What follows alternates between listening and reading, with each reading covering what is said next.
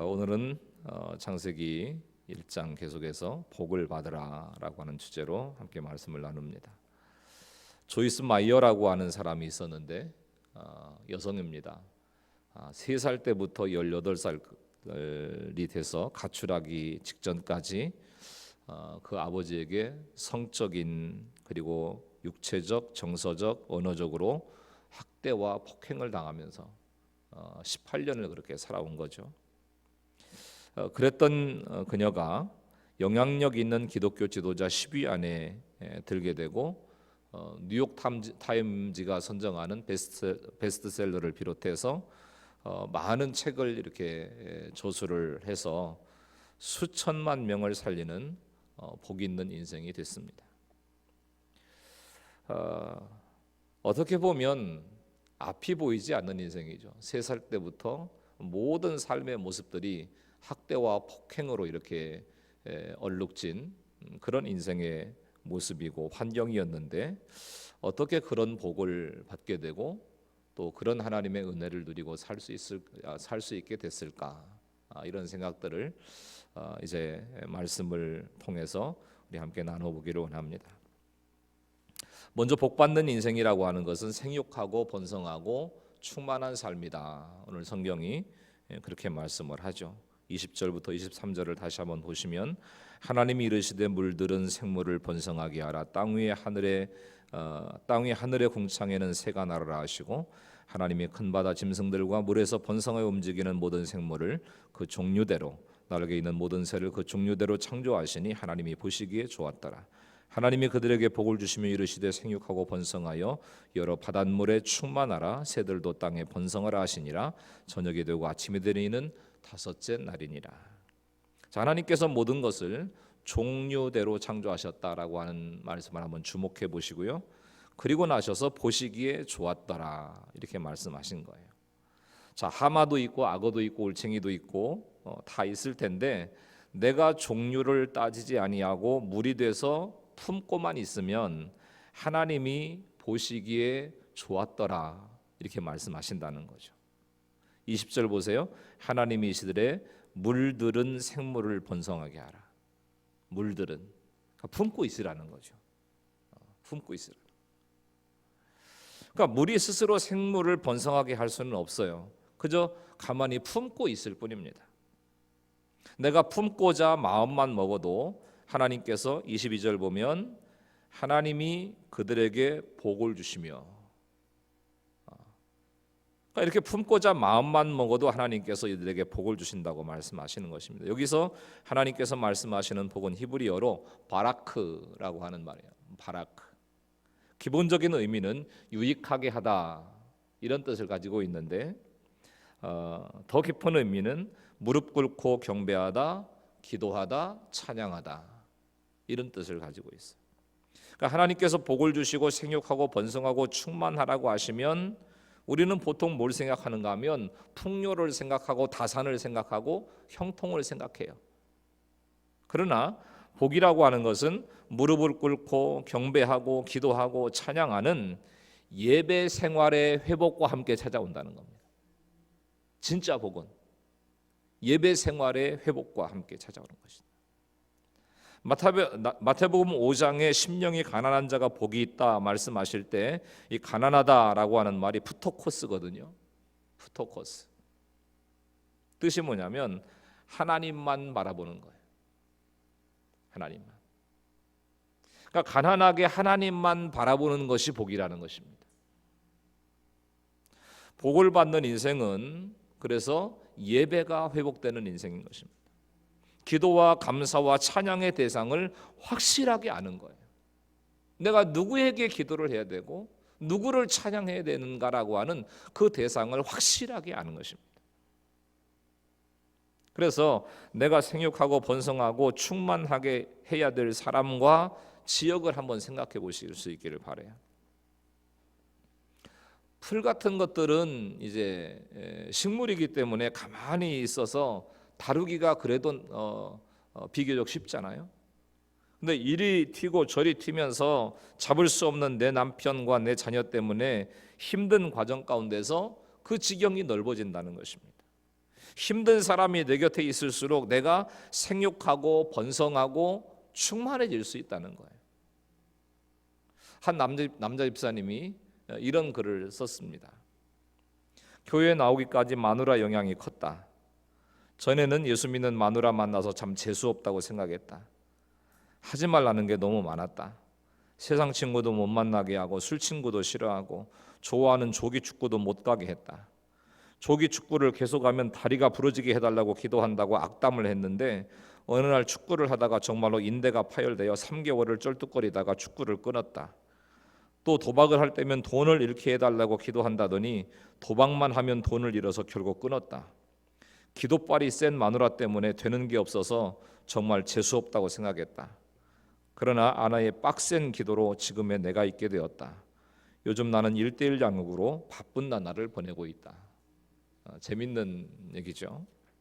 근데 이분이 아내 집사님을 뭐라고 부르냐면 공주라고 부르대요. 공주. 부러우시죠? 여러분도 집에서 여러분을 공주라고 부르면 얼마나 좋으시겠어요? 근데 부러워하실 게 없어요. 그 의미가 공포의 주둥아리래요. 왜냐하면 기도만 하면 다 응답이 되니까 이게 이제 공포스러운 거죠. 기도만 하면 다 응답이 되니까. 하지만 남편 집사님은 이제는 공개적으로 아내를 칭찬하고 모든 게 아내 덕이라고. 모든 게 아내 덕이다. 이게 생육하고 번성하고 충만한 모습인 거예요. 여러분 다시 한번 여러분의 마음속에 새겨두시길 바랍니다. 하나님을 바라보는 것이 최고의 복이다. 하나님을 바라보고 살아가는 거예요. 저희 생육하고 번성하고 충만하게 하시겠다라고 하는 말씀은 하나님의 명령이자 인간이 취소할 수 없는 명령이에요. 사람이 취소할 수가 없습니다. 내가 할 수 있는 게 없어서 하나님만 바라보고 기도하면 하마의 마음도 악어의 마음도 다 바꿔주신다는 거예요. 그러니까 우리가 인생을 살아가면서 내가 힘든 사람을 만나고 어려운 사람을 만나서 왜 이렇게 나를 어렵게 만들고 고통스럽게 만드냐고 불평하지 말고 하나님께 무릎 꿇는 복 받는 인생이 되실 수 있기를 예수님의 이름으로 간절히 축원합니다. 그래서 생각해 보셔야 돼요. 내가 품기로 결단하는 악어 같고 하마 같은 그 힘든 사람이 누굴까? 내 곁에 있는 그 힘든 사람이 누굴까? 그들 때문에 내가 하나님만 바라보게 되는 복을 누리고 있는가? 말씀과 관련지어 소리가 묵상해 보실 주제들입니다. 그리고 복 받는 인생은 하나님의 형상대로 사는 삶인 거예요. 26절 보겠습니다. 하나님이 이르시되 우리의 형상을 따라 우리의 모양대로 우리가 사람을 만들고 그들로 바다의 물고기와 하늘의 새와 가축과 온 땅과 땅에 기는 모든 것을 다스리게 하자 하시고. 자, 여섯째 날에 동물과 사람을 창조하셨습니다. 근데 지금까지는 말씀으로 명령으로 모든 이제 것들을 창조하셨는데 사람을 창조하실 때는 삼위일체 하나님께 의논을 하십니다. 함께 의논을 하세요. 그래서 우리의 모양대로 사람을 만들자. 그래서 이렇게 의논하셔서 사람을 만드셨기 때문에 인간은 창조의 면류관일 뿐만 아니라 하나님께서 보시기에 가장 좋은 하나님의 창조물이고 하나님의 작품인 것입니다. 그러니까 다른 동물과 비교할 수가 없다는 거죠. 칼빈은 이런 얘기를 합니다. 한번 읽어보실까요? 시작. 하나님의 형상으로 지어진 인간이 다른 피조물과 구별되는 탁월성이 바로 감사다. 이렇게 얘기합니다. 오타가 났네요. 모든 짐승도 하나님의 은혜로 살아가지만 그들은 하나님께서 생존케 하심을 알지 못합니다. 하나님께서 은혜로 우리를 살게 하셨구나. 이런 거 동물들이 모른다는 거예요. 오직 인간만 알아요. 그래서 하나님의 은혜로 살아가는 것을 알기에 인간의 첫 번째 덕목도 마지막 덕목도 감사가 되어야 된다는 거죠. 감사다. 인간은 하나님을 믿거나 믿지 않거나 모두가 하나님의 형상대로 지음받은 존재들입니다. 그래서 먼저 믿은 자는 하나님의 형상을 회복하는 것이고 아직 믿지 않은 자는 그 형상이 회복되지 않은 것뿐이에요. 그러니까 먼저 믿은 우리들이 잘난 척할 게 아무것도 없는 거예요. 내가 다 대단해서 그런 게 아니니까. 우리 안에 있는 하나님의 형상을 회복하도록 성령님께서 효과적으로 도와주셔야 되는데, 내가 먼저 회복이 됐다면 내 배우자나 자녀가 회복되기를 간절히 기도하면서 기다리셔야 된다는 거죠. 그래서 하나님의 형상으로 만들어진 우리는 그 어떤 한 사람도 빠짐없이 구원의 가능성이 활짝 열려져 있는 것이다. 27절, 하나님이 자기 형상 곧 하나님의 형상대로 사람을 창조하시되 남자와 여자를 창조하시고. 여자는 창조물이지 남성들의 종속물이 아니에요. 다른 피조물들은 암컷이건 수컷이건 종류대로 창조하셨다 이렇게 말씀하잖아요. 암컷 수컷을 종류대로 창조하셨어요. 그러나 이 구절을 통해서 오직 인간만이 남녀가 각각 창조됐다는 사실을 알 수가 있죠. 각각 창조하신 거예요. 자, 삼위 하나님께서 한 분이시고 하나가 한 분이 셋이듯이 남녀도 마찬가지예요. 본질적으로 차이가 없어요. 남자는 힘이 세고 여자는 힘이 약하니까 좀 우월한 게 남성이다. 이건 잘못된 생각이라는 거죠. 동등을 넘어서서 목숨 걸고 사랑하고 목숨 걸고 순종해야 될 그런 관계라는 거예요. 그게 남자와 여자의 관계라는 거예요. 왜냐하면 남자 여자 모두 다 하나님의 형상이기 때문에. 그러나 예수님 믿는 사람만 하나님의 형상이 아니고 아직 믿지 않아도 심지어는 타락했어도 다 하나님의 형상이에요. 하나님의 형상이 회복되지 않았을 뿐이지. 그래서 인간을 처음부터 사랑하셨고 죄로 타락했어도 피 흘리기까지 사랑하신 그 사랑을 우리가 잊어버리면 안 된다는 거죠. 그래서 구원을 향해 달려가는 것이 우리의 처음이자 마지막의 사명이고, 영혼을 살려내는 그 삶을 살아가는 것이 하나님 이 땅 위에 남겨놓으신 마지막 명령이라고 하는 사실인 것입니다. 그래서 하나님의 형상이 회복될 때까지 기도하고 기다려줘야 될 사람은 누군가 한번 생각해 보시고요. 그 다음에 복받는 인생은 정복하고 다스리는 삶이라고 말씀합니다. 28절 같이 읽겠습니다. 시작. 하나님이 그들에게 복을 주시며 하나님이 그들에게 이르시되 생육하고 번성하여 땅에 충만하라. 땅을 정복하라. 바다의 물고기와 하늘의 새와 땅에 움직이는 모든 생물을 다스리라 하시니라. 아멘. 자, 인간에게는 생육하고 번성해서 땅에 충만하라고 하는 말씀 외에 정복하고 다스리라는 명령을 하십니다. 그 얘기는 뭐냐면 하나님의 대리자로 생물을 다스리는 사명을 주신 거예요. 온 우주 만물을 다스리는 책임을 주신 겁니다. 또 복을 주시며 하나님이 그들에게 이르시되 이렇게 말씀을 하셨는데 인격적으로 알려주시고 교제하셨다는 얘기입니다.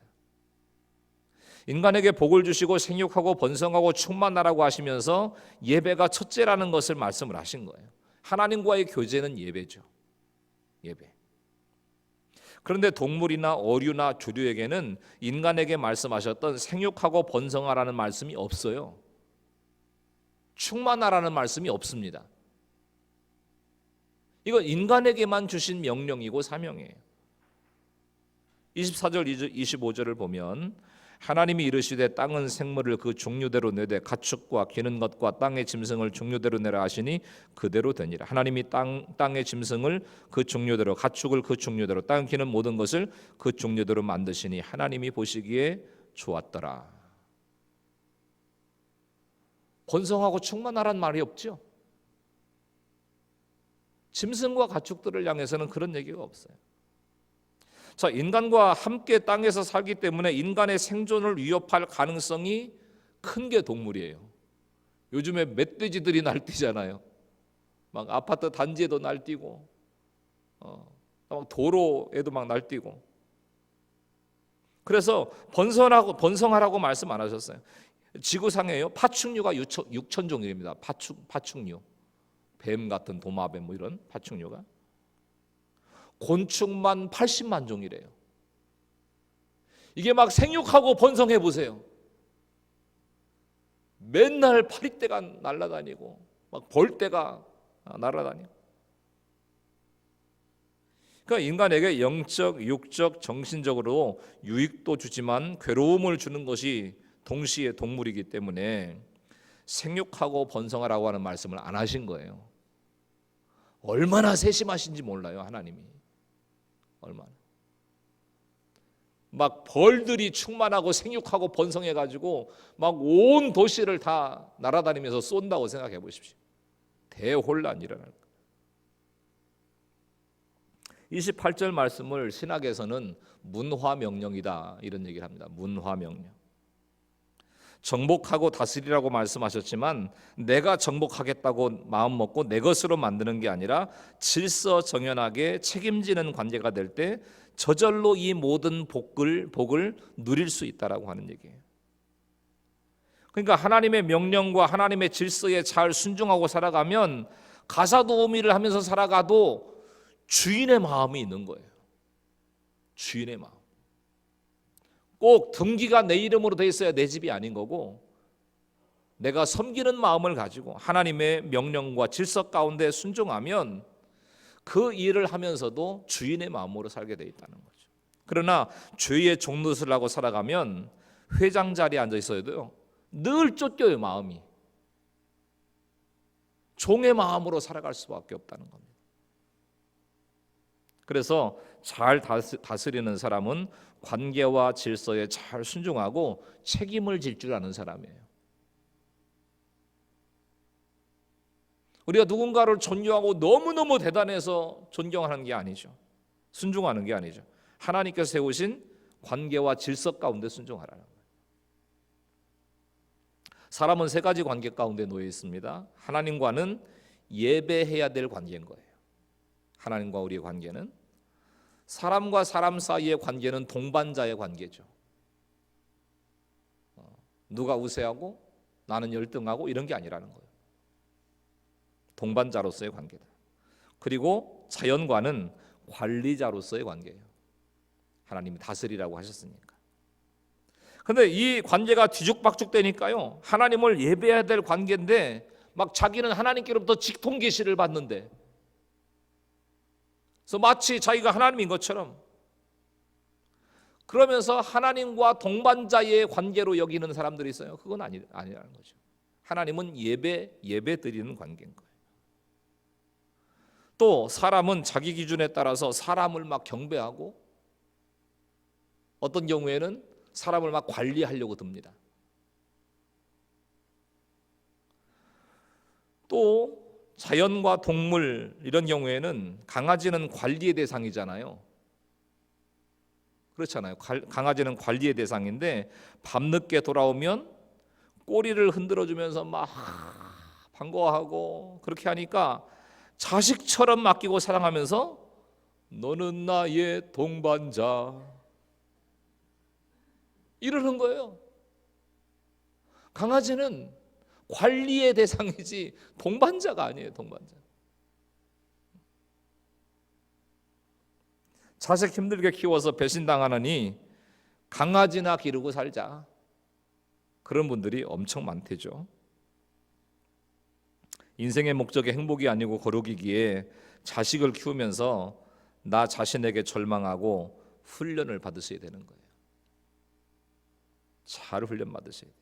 그러니까 모든 관계와 질서를 어기면 안 된다는 겁니다.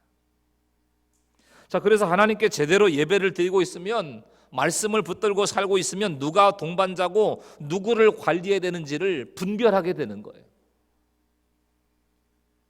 사람이 아무리 타락해도 하나님의 주권 아래 있기 때문에 서로를 동반자로 삼고 가야 되는 것입니다. 네덜란드 목사님 가운데 아브라함 카이퍼라고 하는 목사님이 계세요. 굉장히 유명한 목사님이신데요. 이분이 창세기 1장을 인용하면서 이런 얘기를 했습니다. 이 세상에는 하나님의 다스림과 통치에서 제외된 한 치 한 톨의 땅도 없다. 다 하나님이 다스리고 다 하나님 통치하신다는 거죠. 그러면서 침실과 예배당은 똑같이 거룩하다 그랬어요. 똑같이 거룩한 거다. 온 세상이 하나님의 지대한 관심의 대상이기에 우리 역시 타락한 하나님의 형상이었다가 이제는 회복되었기에 우리는 다른 사람의 회복을 믿고 기도하고 기다려야 된다는 거예요. 자, 앞서 소개해드렸던 조이스 마이어라고 하는 자매, 짐승과 같이 살다가 하나님의 형상을 회복하면서 복받는 인생이 됐어요. 또 자기가 복을 받을 뿐만 아니라 그 복을 나누어주는 인생이 됐다는 겁니다. 그녀의 간증이에요. 그녀의 아버지는 늘 딸을 놀잇감으로 삼아 성폭행을 일삼았고 어머니에게 폭력을 가하고 집안을 분노와 협박으로 지배했습니다. 그의 입에는 온갖 저속하고 추악한 말들이 가득했습니다. 온 집안이 흑암과 혼돈과 공허함이었습니다. 아버지 말고도 그녀는 4-5명의 남자들에게 또 학대를 당했습니다. 견디다 못한 그녀가 어머니께 이 사실을 고백했지만 아버지는 오히려 그녀의 말이 거짓이라고 몰아세웠습니다. 그러던 어느 날 외출해서 돌아온 어머니가 남편이 딸을 성폭행하는 현장을 목격합니다. 그런데 어머니는 다시 나가서 2시간 후에 아무 일도 없었던 것처럼 돌아왔고 그 일에 대해 어떤 말도 하지 않았습니다. 그렇게 당하며 살아가다가 18세 되던 해에 가출합니다. 한 남자를 만나 결혼을 하고 5년을 살았는데 남편은 사기, 도둑질 이런 걸로 이제 생활을 연명하는 사람이었고 그녀의 나이 22살에 첫 아이를 임신했을 때 또 다른 여자가 생겨가지고 이혼을 해요. 그 일 후에 신실한 남편인 데이브라고 하는 형제를 만나서 2번째 결혼을 했는데 그 남편이 그 가정 가운데 빛을 비추는 사람이었습니다. 데이브는 믿음이 없던 그녀에게 찾아와 하나님의 형상을 회복할 수 있도록 도와주었습니다. 하지만 그녀의 삶은 여전히 힘들었습니다. 비정상적 가정에 자랐기에 보고 배운 것이 없어 몰인정하고 인내심이 없고 정서적 기복이 심했습니다. 남편이 믿음으로 이해하며 이혼하지 않고 살아주었지만 그녀는 살아있는 것 자체가 힘들었고 어디에서도 만족을 느끼지 못했습니다. 자신이 당했던 것처럼 자녀들을 대했고 그 결과로 아들은 정서 불안에 이르렀습니다. 성격적으로 너무나 파탄 직전이었던 그녀였기에 사람들은 그녀를 판단하고 거절했습니다. 그런 가운데서도 하나님은 차츰 말씀으로 그녀를 만나주셨습니다. 판단하거나 거절하지 않으시고 위로와 굳게 하는 말씀으로 붙잡으셨습니다. 조금씩 그 원수 같은 아버지와 자신의 고통을 방관한 어머니를 위해서 기도하게 되었습니다. 그들을 조금씩 이해하게 되었습니다. 그래서 조이스 마이어는 이렇게 말합니다. 우리의 관계는 여전히 긴장 가운데 있었고 불편했던 것이 사실입니다. 아버지는 자신의 행위가 저희의 삶에 얼마나 무서운 파멸을 가져다 주었는지 충분히 인식하지 못하고 있었습니다. 저는 2번 정도 아버지와 어머니께 이 문제를 직면해 보려 했지만 한 번도 성공하지 못했습니다. 그 문제를 가지고 아버지를 대면할 때마다 아무 결론도 내리지 못하고 무서운 분노와 비난과 원망만 오고 갔습니다. 아무것도 변한 것이 없는 것처럼 보였지만 하나님은 눈에 드러나지 않게 은밀히 역사하고 계셨습니다. 하나님은 내 부모를 공경하라는 계명에 관해서 저를 계속 다루셨습니다. 저는 이 계명에 순종하기 위해 부모님을 방문하기도 하고 전화도 하고 기도도 하고 선물을 보내기도 했지만 하나님은 여전히 저에게 내 부모를 공경하라 말씀하시는 것이었습니다. 어느 날 밤 내 부모를 공경하라는 성령님의 음성을 다시 듣게 되었을 때 저는 그분들을 위해 제가 할 수 있는 것은 다 했으며 하나님께서 원하시는 것이 무엇인지를 알려달라고 말씀드렸습니다. 그때 하나님은 내 마음으로 그분들을 공경하라고 하셨습니다. 그래서 저는 그분들이 저에게 무엇을 해주었다고 제가 그분들을 공경합니까? 물었습니다. 하나님은 그때 부모가 저를 낳아주시고 길러주시고 입히시고 먹이시고 공부시켜주신 것에 대해 제 마음속으로부터 공경하고 감사해야 된다는 것을 깨닫게 해주셨습니다. 저는 지금까지 그분들을 위해 선물, 전화, 방문 등을 해드렸지만 하나님은 저의 마음을 보고 계셨던 것입니다. 저에게 남은 것이라고는 고통과 상처뿐이었기에 그분들에게 감사와 사랑의 감정을 갖기란 결코 쉽지가 않았습니다. 그러나 1년 동안 하나님으로부터 계속해서 똑같은 말씀을 들으면서 저는 그것이 얼마나 중요한가를 깨닫게 되었고 결국 하나님이 말씀하신 대로 순종하기로 했습니다. 저는 기도했습니다. 하나님, 저에게 생명을 주신 저의 부모님으로 인해 감사드립니다. 그분들은 저를 낳아주셨고 먹이시고 입혀주셨으며 공부를 시켜주셨습니다. 그렇게 해주신 것으로 인해 저는 저의 부모님을 공경합니다. 여러분, 이게 쉬울까요? 그로부터 약 일주일 후 새롭게 시작된 이분이 이제 TV 안에서 방송 사용 이런 것들을 했던 모양이에요. 말씀 안에서의 삶이라는 TV 프로그램에 제 가족의 출연과 부모님도 그 프로그램을 보라고 설득하고 있다는 소식을 듣게 되었습니다. 아버지와 어머니는 저에게 그 프로에 대해 물어보셨고, 저는 부모님께 제가 어렸을 때 여러 학대받은 것에 대해 방송에서 언급하게 될 것이라는 사실을 말씀드렸습니다. 그러나 부모님이 방송을 통해 어렸을 때부터 아버지에게 성적인 학대를 받았다는 말을 들었을 때 그들의 마음이 어떨지 상상할 수가 없었습니다. 저는 부모님의 마음을 상하게 하고 싶지 않았고 불효녀가 되고 싶지 않았기에 그런 말 하는 것이 죽기보다 싫었습니다. 저는 부모님이 상처받지 않도록 오랫동안 기도했습니다. 이 일로 인해 부모님과 인연을 끊을 수도 있지만 저의 부모님의 분노보다 성적으로 학대당하는 전 세계 수천만 명의 여성들을 고통과 눈물과 증오와 절망의 삶에서 구출하는 것이 더 중요했습니다. 그들의 삶을 누가 변화시켜 줄 수 있겠습니까? 불효자라는 책망을 들을 각오를 하고 부모님을 찾아뵙고 사실대로 말씀드렸습니다.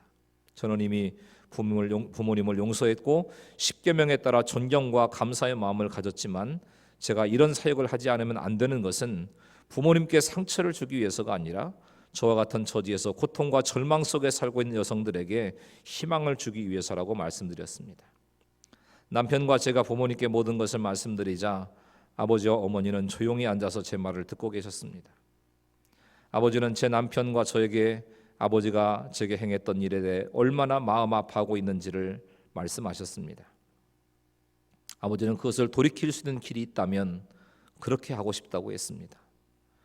아버지는 성적 학대에 관한 TV 프로그램을 보면서 성적인 학대가 실제로 얼마나 무서운 파멸을 가져다 주었는지를 깨닫게 되었다고 하셨습니다. 그러므로 수많은 여성들에게 도움을 주기 위해서라면 제가 TV에서 어떤 것이든 말해도 좋다고 허락하셨습니다.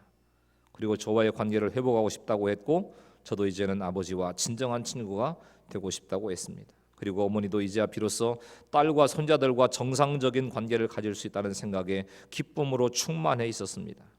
남편 데이브는 오늘이 자기 생애의 최고의 날이라고 했습니다. 저는 그때 저 자신을 꼬집으며 혹시 꿈을 꾸고 있는 것은 아닌가 하는 생각을 했습니다. 장황한 내용들을 말씀을 드렸는데요. 여러분이 조이스 마이어의 아버지 같은 사람이 변화된다면 변화되지 못할 사람이 어디 있겠어요? 이런 사람이 변화될 수 있다면. 여러분, 복을 받는 인생이라고 하는 것은 환경과 상관이 있는 게 아닙니다. 난 사람이 하나님의 형상을 회복하면 온 집안이 수천 대의 복을 받을 것을 확신하시기를 축원합니다. 예수님 때문에 참고 예수님 때문에 속아주고 예수님 때문에 당할 수 있다면 반드시 상은 하나님이 주신다는 거예요. 하늘의 상이 있다. 우리의 이런 사랑이 타락한 하나님의 형상들을 돌아오게 하고 변하게 한다는 거예요. 상하고 무너졌던 조이스 마이어는 손가락질 당할 만한 인생이었죠. 3살부터 16살 될 때까지 그런 삶을 살아왔으니까 얼마나 자존감이 무너지고 얼마나 비참한 모습으로 살아갔던 인생이었겠습니까? 그러나 그 안에 하나님의 형상이 회복될 때 수천만 명의 영혼을 살리는 하나님의 사람이 되었던 거예요. 아무렇지도 않은 모습으로 우리가 다 앉아있지만 말하기 어려운 힘든 상처와 아픔들이 있으실 거예요. 내가 드러낼 수 없는 아픔들. 그러나 어떤 환경 가운데서 그것을 약재료 삼아서 때로는 하마 같은 사람, 때로는 악어 같은 사람, 이런 사람들도 살려내는 그 영광스러운 하나님의 일에, 또 천국을 여는 이 아름답고 복된 사명 앞에 우리 모두가 쓰임받는 믿음의 가족들이 다 되실 수 있기를 예수님의 이름으로 간절히 축원합니다. 할렐루야.